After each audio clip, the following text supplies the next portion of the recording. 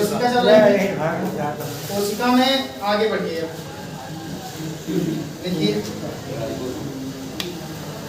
Note डालिए, note देखिए। Elisa का संबंध, एलिसा का संबंध, एलिसा का संबंध एड्स से होता है।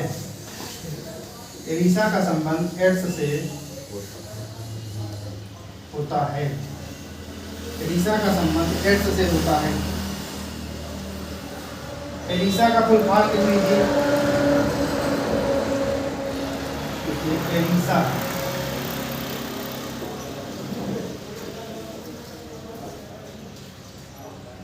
Enzyme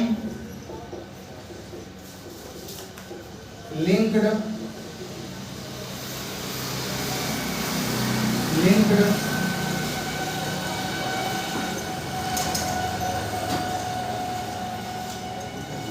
immuno sorbent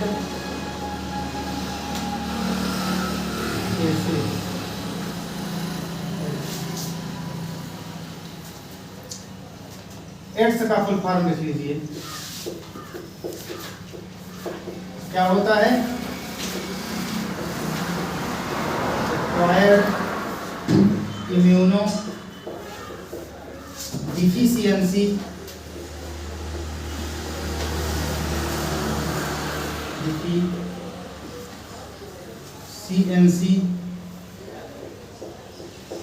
syndrome.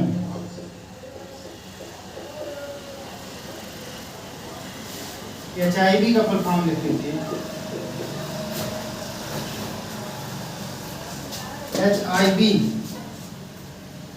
Human immuno deficiency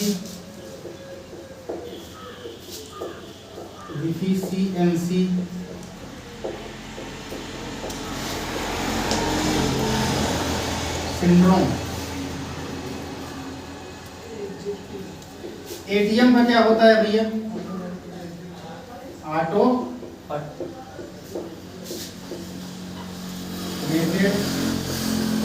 Taylor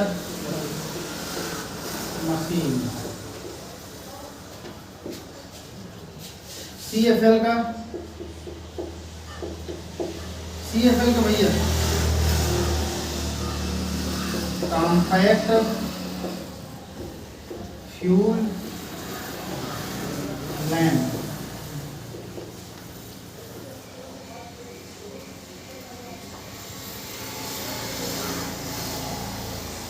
एक बहुत पूछा जाता है फुल फॉर्म URL का, इसका लिख लीजिए। यूनिफॉर्म भैया रिसोर्स लोकेटर।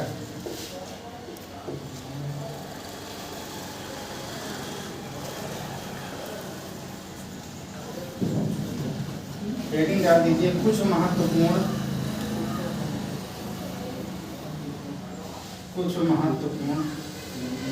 Full form.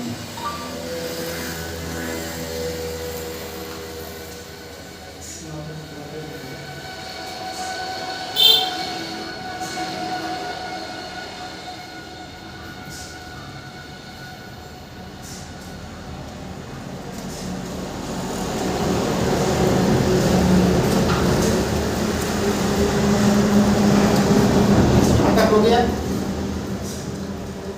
कुछ महत्वपूर्ण फुल फॉर्म में एलिसा का संबंध किससे है? एड्स से।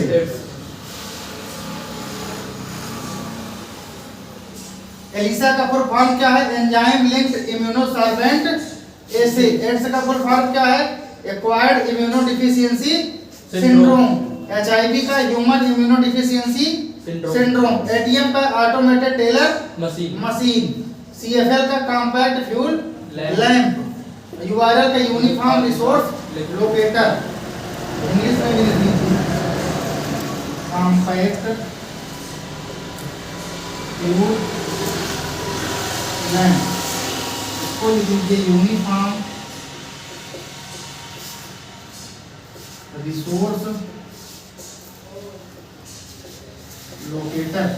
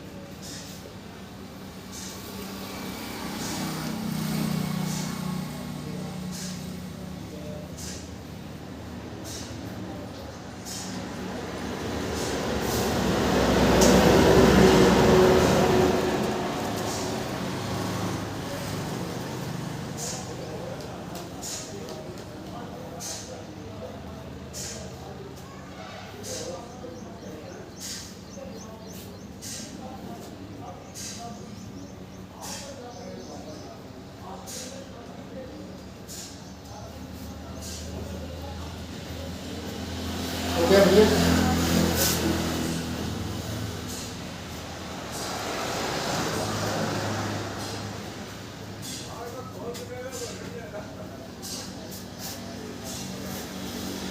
मिटा दें।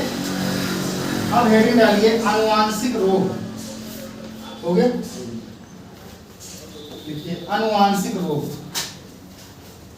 हेडिंग डालिए आनुवांशिक रोग।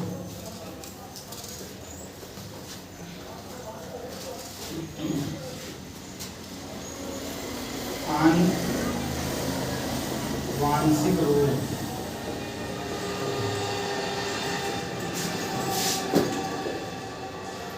ये कैसे रोग होते हैं? वह रोग जो पीढ़ी दर पीढ़ी एक दूसरे के पास संचरित होते रहते हैं, कैसे रोग कहलाते हैं? आनुवांशिक रोग। इसका पिता कौन है? Gregor John Mendel. देखिए आनुवांशिक रोग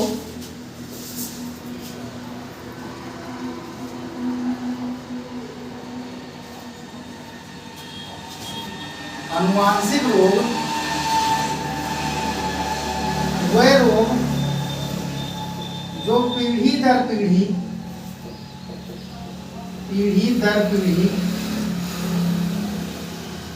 एक दूसरे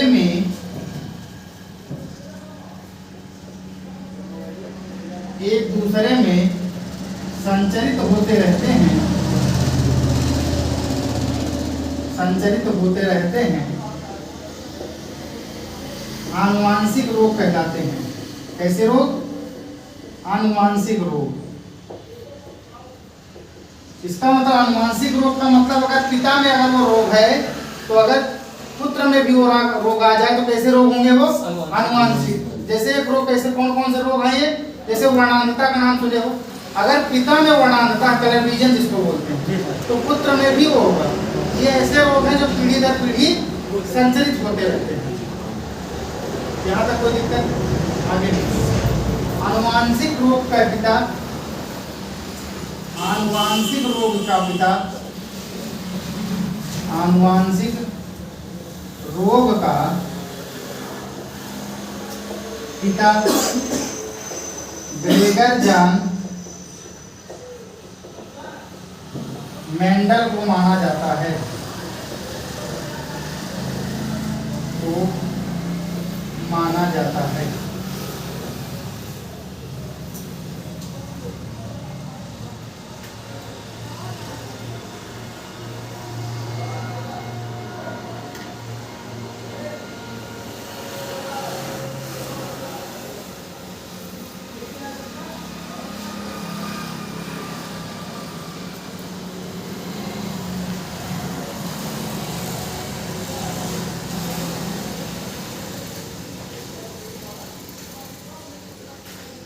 हो गया भैया? आगे लिखवाएं। अब लिखिए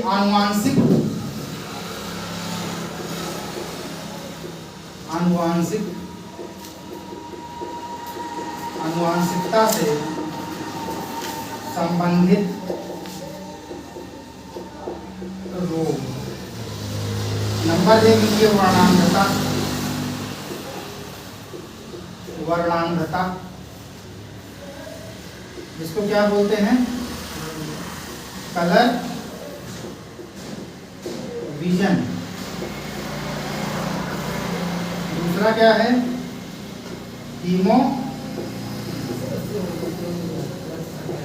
इसको पढ़ा चुके हैं हीमोफीलिया, हाँ पढ़ा चुके हैं। तीसरा लिखिए डाउन सिंड्रोम, डाउन सिंड्रोम, इसको ब्रैकेट में लिख लीजिए मंगोली जड़ता भी कहते हैं, या इसका एक नाम और है मंगोलिज्म, मंगोलिज्म। चौथा लिखिए टर्नर सिंड्रोम,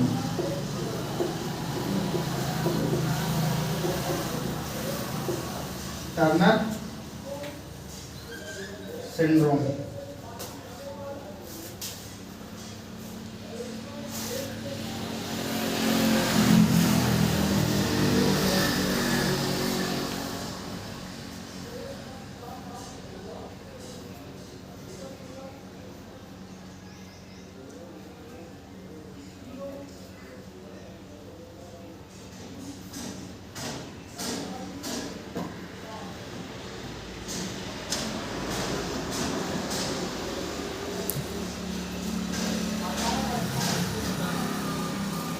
चलिए भैया एक बार इसका थोड़ा बेसिक समझ लीजिए, फिर इसको लिखवाते हैं।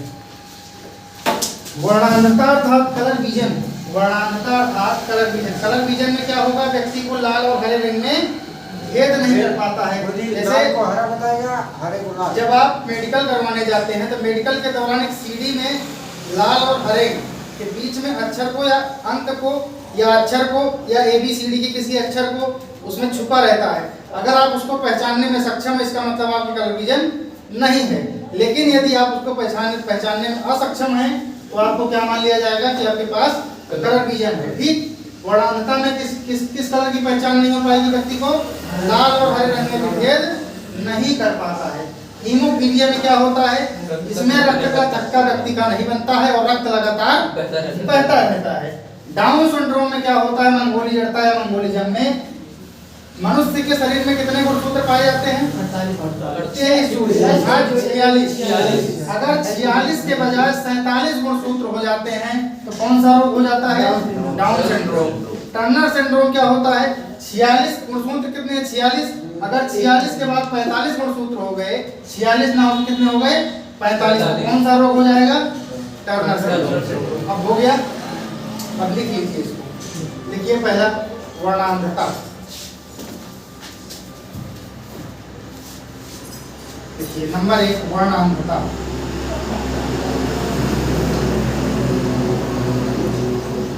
इस रोग से ग्रसित व्यक्ति को, इस रोग से ग्रसित व्यक्ति लाल एवं हरे रंग में, लाल एवं हरे रंग में, लाल एवं हरे रंग में विभेद नहीं कर पाता है।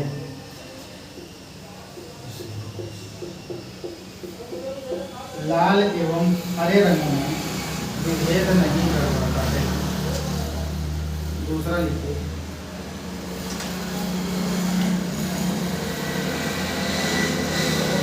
हीमोफीलिया।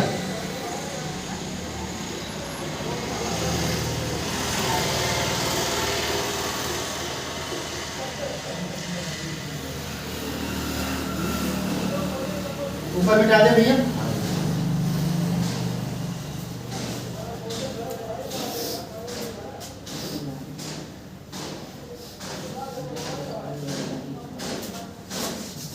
देखिए दूसरा हीमोफीलिया।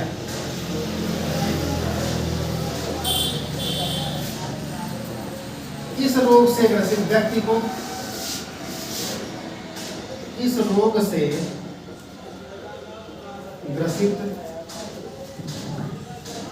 व्यक्ति के शरीर में, व्यक्ति के शरीर में चोट लगने के कारण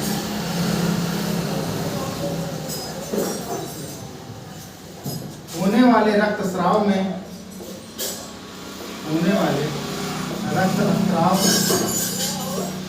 में रक्त का थक्का नहीं बन पाता है, रक्त का थक्का नहीं बन पाता है,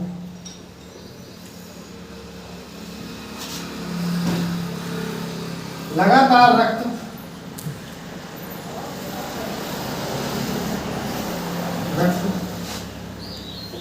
बहने के कारण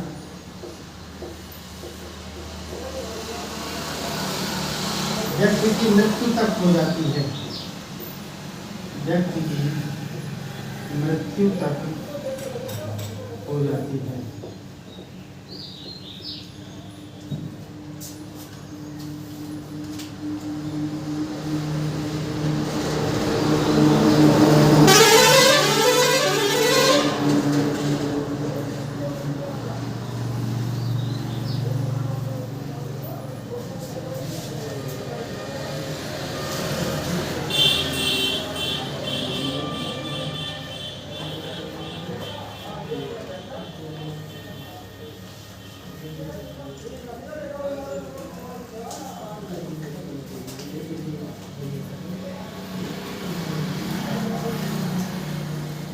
हो गया भैया?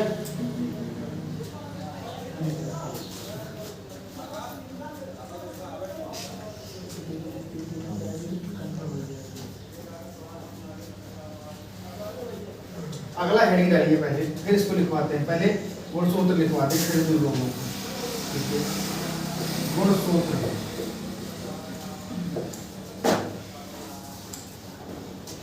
गुणसूत्र की खोज, गुणसूत्र की खोज कौन से वैज्ञानिक ने किया है? ग्वाल्टियर नामक वैज्ञानिक ने किया है। एक स्वस्थ मनुष्य के शरीर में कितने जोड़ी गुणसूत्र पाए जाते हैं? 23 जोड़ी, अर्थात 46 गुणसूत्र। तो 46 से अगर अधिक हो गया तो डाउन सिंड्रोम, 46 से अगर कम हो गया तो टर्नर सिंड्रोम हो जाता है। इतना समझ में आया? अब प्रश्न बनता है कि गुणसूत्र में अर्थात क्रोमोसोम में क्या पाया जाता है? इसकी खोज ग्वाल्टियर नामक वैज्ञानिक ने कर दी। इसमें हिस्टोन नामक प्रोटीन पाई जाती है और डीएनए डीऑक्सीराइबोज न्यूक्लिक एसिड तथा हिस्टोन नामक प्रोटीन पाया जाता है। इसको लिख लीजिए पहले। गुणसूत्र की खोज, गुणसूत्र की खोज ग्वाल्टियर नामक वैज्ञानिक ने की है, ने की थी। गुणसूत्र में डीएनए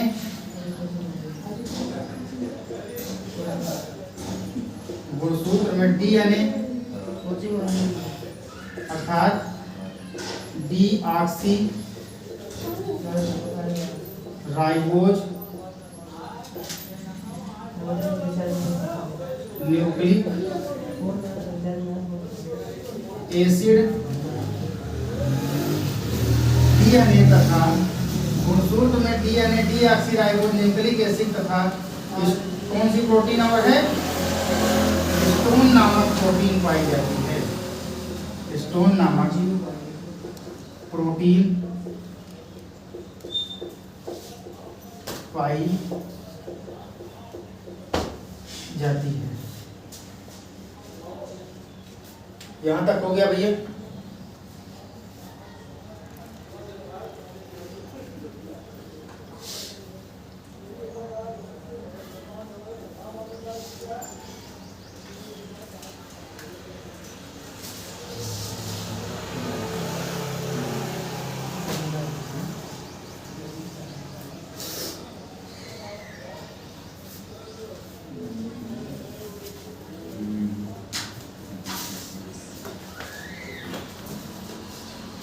चले भैया?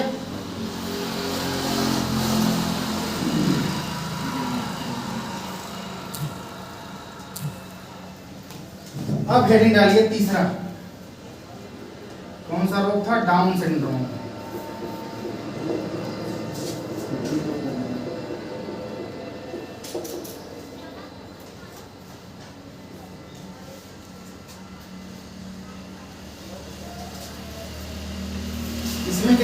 गुणसूत्र होंगे 46 के बजाय 47 गुणसूत्र होंगे। लिखो डाउन सिंड्रोम में ऐसा लिख दीजिए, जब गुणसूत्रों की संख्या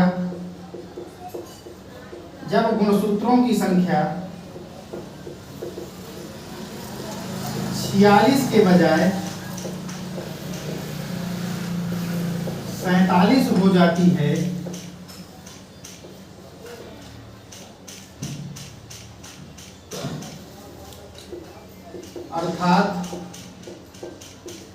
अर्थात में क्या होगा, 23 जोड़ी प्लस 1, यही तो हुआ, 23 जोड़ी प्लस 1।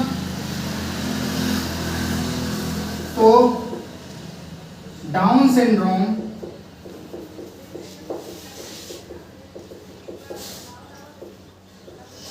या मंगोली जड़ता नामक रोग हो जाता है। मंगोली जड़ता नामक रोग हो जाता है। इस रोग से ग्रसित व्यक्ति के शरीर का विकास नहीं हो पाता है। इस रोग से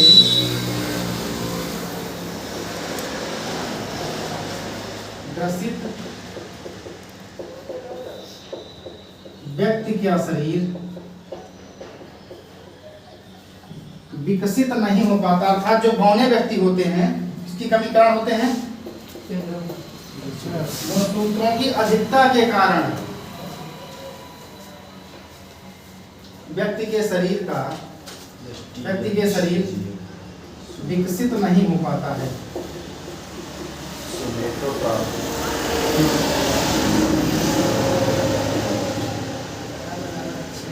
हो गया भैया।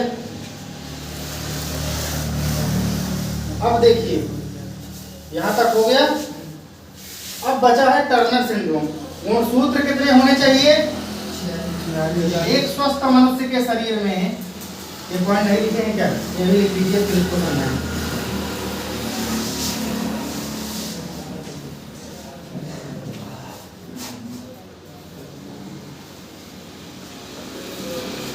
नोट लिखिए, नोट। एक स्वस्थ मनुष्य के शरीर में, एक स्वस्थ मनुष्य के शरीर में, एक स्वस्थ मनुष्य के शरीर में कितने जोड़ी गुणसूत्र पाए जाते हैं भैया? 23 जोड़ी या 46 गुणसूत्र पाए जाते हैं। कितने पाए जाते हैं भैया? 23 जोड़ी या 46 गुणसूत्र पाए जाते हैं। यहाँ तक कोई दिक्कत? लेकिन डाउन सिंड्रोम में क्या हुआ? 23 जोड़ी के अतिरिक्त कितने हो गए? ऐसा व्यक्ति कैसा हो गया? इस रोग से ग्रसित व्यक्ति का शरीर का विकास नहीं हो पाता, अर्थात तो व्यक्ति बौना हो जाता है। लिख लीजिए। तो और टर्नर सिंड्रोम में क्या होता है कि 23 जोड़ी से एक कम, अगर पूरे गुणसूत्र ही नहीं बनेंगे तो व्यक्ति कैसा हो जाएगा? वो नपुंसक हो जाता है। कैसा हो जाता है? नपुंसक हो जाता है। लिख लीजिए। चौथा पॉइंट, स्वस्थ मनुष्य के शरीर में कितने जोड़ी गुणसूत्र होने चाहिए? 23 जोड़ी। अगर पूरे गुणसूत्र ही नहीं विकसित हुए हैं तो इस तरह के रोगी क्या होते हैं? नपुंसक होते हैं। लिखिए टर्नर सिंड्रोम।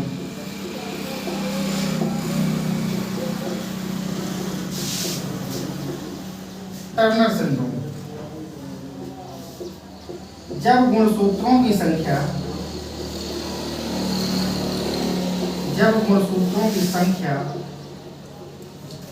46 के बजाय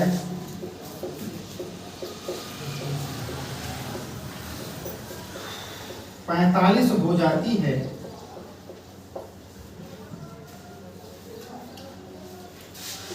अर्थात पर विशेष ध्यान रखना हो सकता है 46 और 45 ना देकर तो जोड़े में दे देता है। 22 जोड़ी प्लस, यही तो हुआ 22 गुना 44 है 45। 22 जोड़ी प्लस 1 हो तो टर्नर सिंड्रोम नामक रोग हो जाता है। कैसा रोग हो जाता है? टर्नर सिंड्रोम नामक रोग हो जाता है।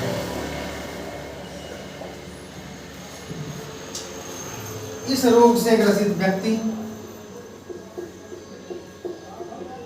इस रोग से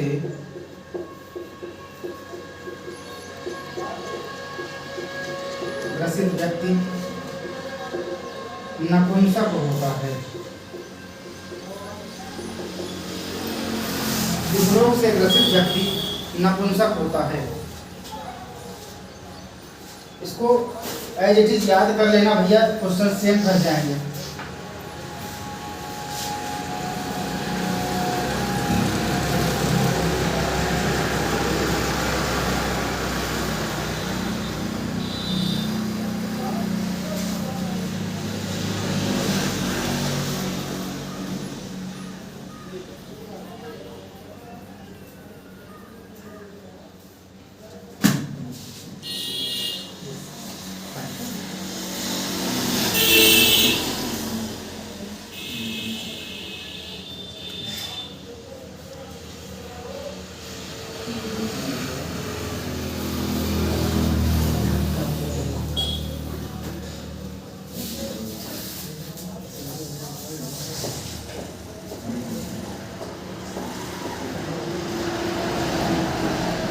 नोट में 2 पॉइंट और लिखिए।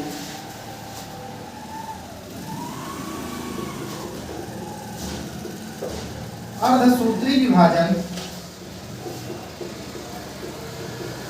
अर्धसूत्री विभाजन जनन कोशिकाओं में पाया जाता है। कहाँ पाया जाता है भैया? जनन कोशिकाओं में पाया जाता है। एक सबसे इंपॉर्टेंट पॉइंट लिखिएगा, जीन आनुवांशिक की, जीन आनुवांशिक की क्या है? इकाई है। और जीन क्या है? आनुवांशिक की इकाई है। इसका जेनेटिक शब्द प्रयोग कौन किया था? ये भी लिख लो फिर एक पॉइंट और, 1 2 तीसरा पॉइंट। जेनेटिक शब्द का प्रयोग सर्वप्रथम, जेनेटिक शब्द का प्रयोग सर्वप्रथम डब्ल्यू वाटसन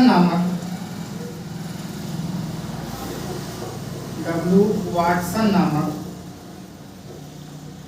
वैज्ञानिक ने किया था। वैज्ञानिक ने किया था। यहां तक हो गया भैया? हो गया?